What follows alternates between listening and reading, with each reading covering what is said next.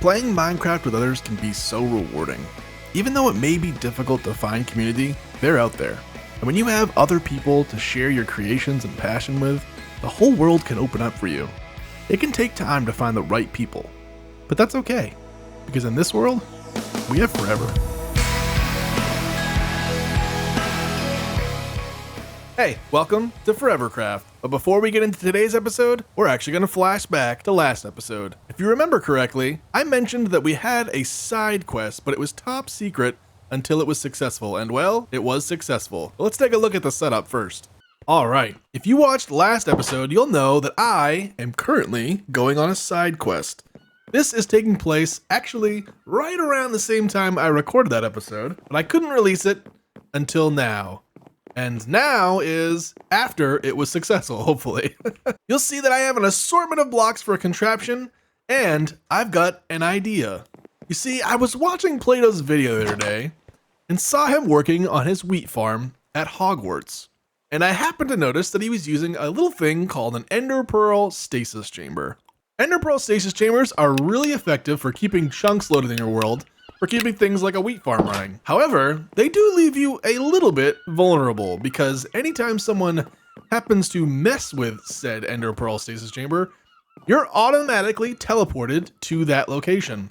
And I think I have a clever enough way that I can get him to be online, recording his next episode, and surprised when he is immediately teleported to Hogwarts and stuck in a little obsidian box. You'll see as part of this here is a daylight sensor. I think I saw in Plato's last video that he has included a new, is that the staircase right there? Yeah, I think that highway might be the highway that goes to Hogwarts. I'm trying to think on the map visually where Hogwarts is. Let's go down this way first. I can't remember if Hogwarts is on. That might be it right there. Let me go back this way. How on brand. Why am I getting mobs in the nether? Let's check this portal and see if this is Hogwarts. Oh look, they're labeled. Lush Cave, I know that's not it. All right, this is the Badlands. This is not it, but let me see where this is in the world. All right, I have not seen this Badlands yet. This is massive and beautiful, but not where we're trying to go. So let's continue the hunt for Hogwarts. I do know that Hogwarts is somewhere like across the ocean from Season 2's starter area, so I guess maybe the better bet is to head in that direction until we get close. This could be it. No signs. Nope. Okay, so this is Season 1 of ForeverCraft, which I was not a part of. Oh, I bet that's it right there. So this is Season 2 starter area, and I know that Hogwarts is like across the ocean. I'm guessing that this goes across. This has got to be it.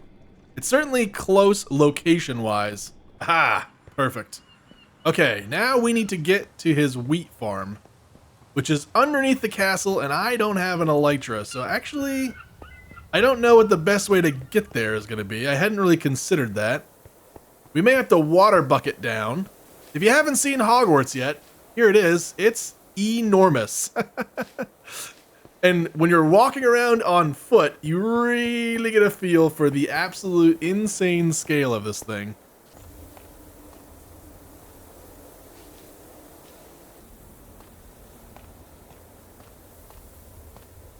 Ah, here it is. Just up ahead in the distance here. Exactly what we were looking for. Now, somewhere underneath this farm are some Ender Pearl Stasis Chamber holes. That is step 1 of this. So that's a bubble column, so there's probably one there. Let me get my torch out. I know that he had for sure one in this, but I can't remember in his videos if he had one in this hole. All right, it's a slight risk here, but I'm relatively confident he wouldn't have made this bubble column unless he needed it. Let me build our little contraption here, and then I'll kind of walk you through what it is going to do. All right, this is the perfect test. So you'll see this daylight sensor just went out. This signal died, and this hopper unlocked, which means blocks are now falling in here. When that clock empties, it will ignite this source, light this block up, and eventually close this trap door, instantly teleporting Plato to this location. And this is why we test things, because I just noticed our signal is a little bit not long enough. So it's gonna hopper back and forth one more time, and you'll see when this thing connects, hopefully this trap door closes. Perfect. And just like that, we've got ourselves a Play-Doh trap. We'll just close this the rest of the way up, and tune in to Plato's episode to see if our contraption works. I actually just had a moment where I was like, oh right, we were gonna do a thing. So now I have to break back in here. He's gonna have tools on him, so it's not like this is like a trap. But hopefully wherever he is in the world is kind of funny when he gets teleported directly back here. Actually, let's put those torches in the corners. This thing's just gonna keep opening and closing. Because I want to be able to put signs in here. Oh, hey there. Funny seeing you here. Have a good one. There it is. All right, I gotta empty these hoppers out, and then when the sun comes back up, we'll have to reset this thing up so that it's fresh for when the actual moment occurs. In my head, this made the most sense because ideally log in during the daytime, he'll play a little bit, and then if he doesn't sleep in time, this hopper will begin to empty, igniting the whole contraption. And there it was. It's little things like this that make playing on a server with other people a lot more entertaining. It can be tough to find a good group of people to play with, but it is fun to do little side quests and just keep yourself entertained and remember to have fun in the world. If you want to see Plato's reaction, go check out one of his latest videos. He's releasing a video every day, but it was one of the more recent ones, so I guess try to time up the timeline. Maybe I'll try to put a link in the description of that video in particular. That way you guys can find it and see his reaction. It's right at the beginning of his video. Alright, we started digging off a couple tiers of our build site over here in preparation for this massive build in our harbor. I'm still kind of going back and forth on the elevation. I'm feeling like it's still a little bit too high up in the air, and I think we may take 2 more layers of dirt off. I'm just really having a hard time picturing this road going up such a steep hill here. Even if we level out this terrain and bring it out some, I feel like it's going to be a little bit jarring to jump up this high. But I do want it to be the highest elevation in the town. So we can come down at least 2 layers, maybe 3, and that'll still keep us above the graveyard, which is the other kind of highest point. And then obviously the build itself is very large, so even only 2 tiers above that, it's going to stick up way above it in terms of like the total skyline of the city. But before we can do any more digging, we actually have to go do a little bit of repairing. And I think to repair, we're going to go back to Season 2 spawn in the space base and use our little Armadillo XP farm. Right now, it's a little clunky to use our Enderman Ender for XP because we don't have a good way to get up and down without an Elytra, which is on my list of things to do because the Armadillo farm is nice and compact and you can put it anywhere in your world, but you have to create potions for it and it's also kind of noisy. The other benefit to the Enderman farm is that when you come out of the end, you'll teleport back to your bed. So if we go in here and set our spawn in this bed, and then we go and repair our tools, when we jump back in the end portal, we'll actually teleport right back here, so it saves some travel time as well. The real answer probably is to just build those Armadillo XP farms at every base. But for now, we're just going to use the one we have because it's the closest, and I don't want to mess with that Enderman farm. So let's go repair some tools and see how that's going. You'll see when we go in here, Plato has been putting in some serious work on the highways. You probably saw a little bit in our little prank flashback there, but the highways now go to like a lot more destinations than they used to, and we actually were working together yesterday on a design to help us stop these boats at intersections. I don't believe any of it's been implemented yet, we just did some like creative testing, but we do have kind of a fancy redstone way to solve these. Hopefully Plato gets ambitious and starts putting those in because it's not really something I want to tackle, at least not at this moment. So as you can see, we do miss these intersections now, and we also haven't decorated these yet. By our harbor town, you'll see that the walls are all tough blocks and they kind of mimic the style of the harbor. I kind of want to do that at other builds as well. So like the space base could be kind of like rocky and very otherworldly, I guess it would be, if that makes sense. But at least color palette wise, we would use like pale moss and stone and things like that, so that we know, oh, we're approaching the space base because the color palette is starting to match that area. And then you know to slow down. This is Hogwarts. What am I doing? This is what happens when you're talking and flying down a highway at 100 miles an hour. You totally lose track of what you were doing. All right, we were talking about the space base because that's where we are going for our farm. If you haven't seen one of these farms before, they're actually pretty handy. It can be accomplished with armadillos or with allays. If you're having a hard time finding armadillos, allays will technically work, but we've had some trouble with allays despawning and just wandering off on the server, so I thought armadillos would just be more reliable. This farm to work, you need a zombie and a whole bunch of armadillos on a campfire. When armadillos are afraid of something like a zombie, they'll ball up and they kind of become invincible. And for this farm to work, you need the mob to be taking damage, because when you splash them with a potion of infestation, which I don't appear to see any, oh, here we go. With these potions of infestation, they'll actually spawn a whole bunch of silverfish, which you then can kill and get XP from. So this is our little dispenser for our potions. So we just splash the armadillos with that. They're getting scared so they don't die, and then they're also taking damage so they'll spawn these silverfish. And then you use a sword that has some kind of like sweeping edge or radius on it. This one actually doesn't have sweeping edge, so it won't work super good. Let me check. I left a sword over here. Bane of the Arthropods? I don't know. I think Arthropods actually probably does work better against silverfish. Sweeping edge would be the best bet, but you want to hit this because it'll kind of hit things in a radius around the armor stand when you swipe it, which means you can kind of hurt the silverfish through the wall. And then if you kind of hop up here, you'll start getting the XP flowing in, and we just throw our tools in here and they'll slowly repair. Or not slowly, I should say. It is pretty fast, which is why these farms are nice. There's just a little bit more maintenance and setup for them, getting the old armadillos in the hole and also crafting the potions. But once you have a system, they're not bad. We really should just craft one of these at all of our like main project locations probably. Especially now that we have armadillos, we just need to steal a couple from the farm and we're good to go. One other thing I forgot to mention, while I'm here, I'm actually going to enchant my helmet and also put feather falling on my boots. It's been a little bit annoying, especially not having an elytra, jumping off of like slightly higher areas, not being able to glide down. We're taking a lot of damage and we're just flying through food from all that like tiny bits of damage we're taking. So I want to get feather falling on my boots, and also I want to get a helmet enchanted because at some point, apparently we broke our helmet. One benefit to being in this area is we're actually near an enchant table and we're kind of near our villager trades, of which I'm pretty sure I have a feather falling one, but now that I'm looking at my levels, I probably need more levels to enchant. So let's do one more round of silverfish here.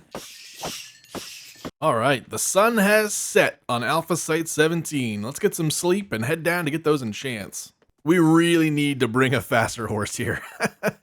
After riding around on like a 14-speed horse, anything less than that just feels brutally slow. This guy's actually like 11 speed, I think, but it still just feels so slow in comparison. All right, let's first just go slap on an enchant on the helmet and see if we get lucky.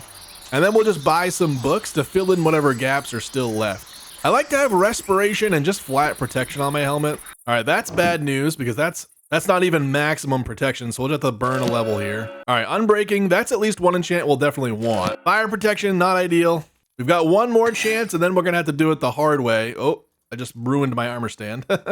We've got one more chance, and then we're gonna have to do it the hard way, which is just buying each individual enchant from the villager trades, which is an option. All right, protection 3. We can't even make it happen. Let's just save our levels, and we're gonna have to just buy more books, which isn't a big deal. We've got pretty good access to books and emerald trades. I'm thinking about potentially moving the villager trading hall into the new build. I think that could actually be like a really good use for that building, and the shape is kind of long and quote unquote narrow. It's a massive build, so obviously it's not narrow, but anyway, it's a good shape for like a long haul of villagers that we could trade with, and it's big enough that we could store a pretty huge variety of traders inside there. I didn't bring any books, so let's just buy a couple bookshelves. All right, so we need feather falling for our boots. We'll need mending for the helmet. I'm actually gonna grab sweeping edge for my sword while we're here. I kind of forgot about that. We were just talking about it. We'll need unbreaking for the helmet, protection for the helmet. Oh, we need more emeralds. I actually don't know if I have a respiration enchant, so I guess we may just have to do without for that. Oh, it's all coming back to me now. We actually don't have a feather falling 4, but you can actually combine books. It just uses a lot of books. So 2 feather falling 2s makes a feather falling 3, and then we'll need 2 more to make a feather falling 4. So not ideal, but it wasn't worth cycling a bunch of trades when you pretty much never put feather falling on, so you do it once a season and then it's over, so I don't mind crafting a couple extra. All right, do we have an anvil handy in here? This is Bob, by the way. He's our villager converter. He's been here for a long time. I think there may be an anvil back here in our starter house. Yes, perfect. All right, we'll do the boots first. I think these are gonna be relatively expensive because we already have a bunch of enchants on here. First, we have to combine our feather falling books. All right, fire protection, feather falling, depth strider, unbreaking, mending. Those are some pretty good boots. I like to have fire protection on something because if we fall in lava, we have a chance. Blast protection in case a creeper sneaks up on us, and then I usually just go regular protection. I'm also just now seeing that our pants are only protection 3, so we should have bought another protection book to upgrade those to 4, but that's fine. Unbreaking, mending, protection. We need a few more levels. We'll just stop by the armadillo farm, get some more levels and head back to their base and use the anvils there to fix stuff up. Come on, horse with no name. It always seems to rain here on Site 17. For a barren stone planet, they sure do have a lot of water. Almost forgot to get our levels. Whoops.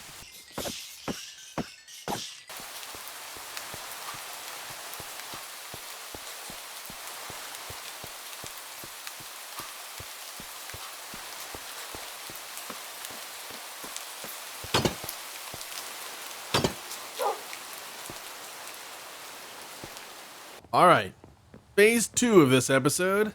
We've got to do a little bit more digging. I need to create a bunch of shulkers, get those next 2 or 3 layers dug off of there, and then we can remove that beacon. And then it's time to start getting materials.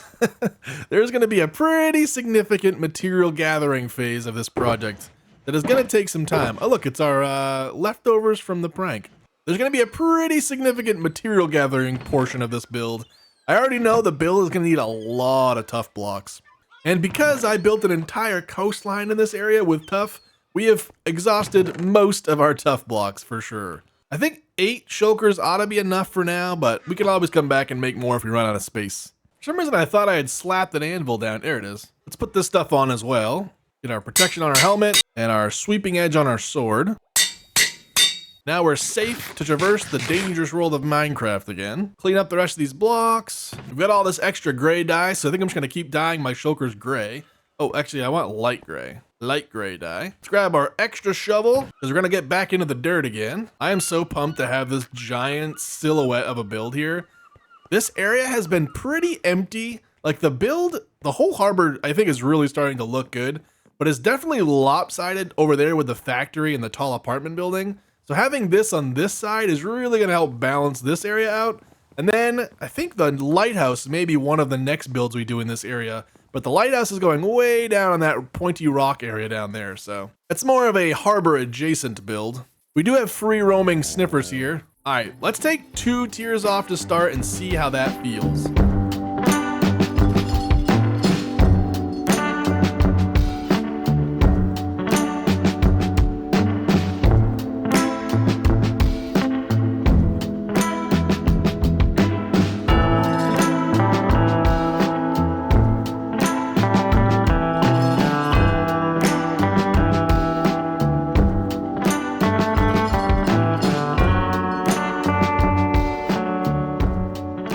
There it is, a massive flat surface that is a little bit lower than it was 2 hours ago.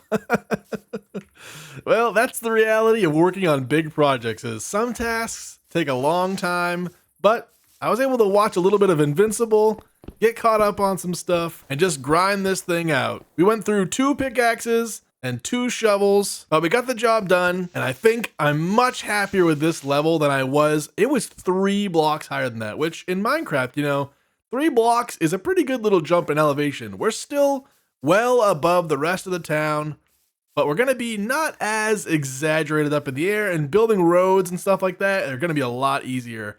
We'll smooth this layer of ground out closer to this road so that each of these tiers can be a little bit wider as we climb up to the build. And yeah, super happy with it. One more thing off the list. Now we have to gather a whole bunch of tough and a lot of other materials. But that is all I have time for today. If you made it this far, I appreciate it. Thanks for sticking around. Have a good one.